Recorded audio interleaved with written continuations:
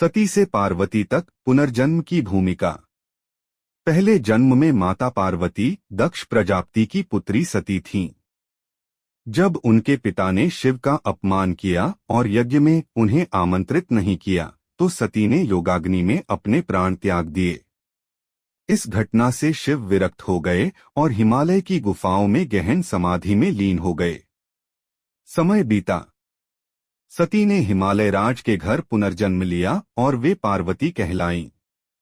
बचपन से ही उनका मन शिव भक्ति में रमा रहता था। तारकासुर का अत्याचार और देवताओं की चिंता।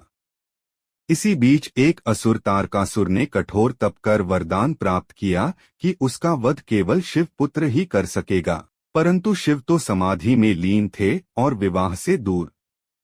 देवताओं ने समझा कि यदि शिव का विवाह पार्वती से हो जाए तभी संसार को तारकासुर से मुक्ति मिलेगी। देवताओं ने कामदेव को भेजा ताकि वे शिव की समाधि भंग कर सकें।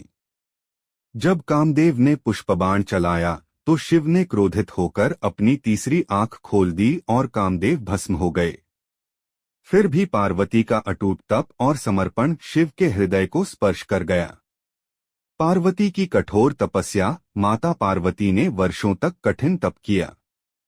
उन्होंने अन्न त्याग दिया, फिर जल भी त्याग दिया और अंततः केवल वायु पर निर्भर रहकर तप करती रहीं। उनका एक ही संकल्प था, मैं शिव को ही पति रूप में स्वीकार करूंगी। उनकी तपस्या से तीनों लोग प्रभावित हो उठे। अंततः भगवान शिव ने ब्राह्मण रूप में आकर उनकी परीक्षा ली।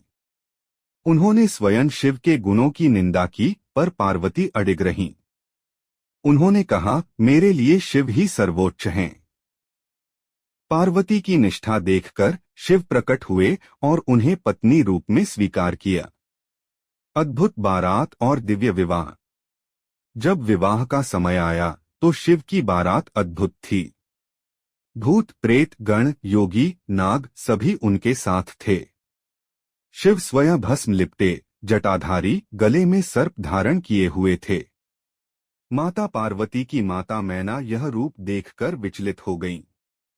तब शिव ने अपना सुंदर सौम्य रूप धारण किया। हिमालय राज ने वैदिक मंत्रों के साथ कन्यादान किया। देवता, ऋषिमुनि और गंधर्व इस दिव्य विवाह के साक्षी बने। इस शुभ संयोग को ही महाशिवरात्रि के रूप में मनाया जाता है।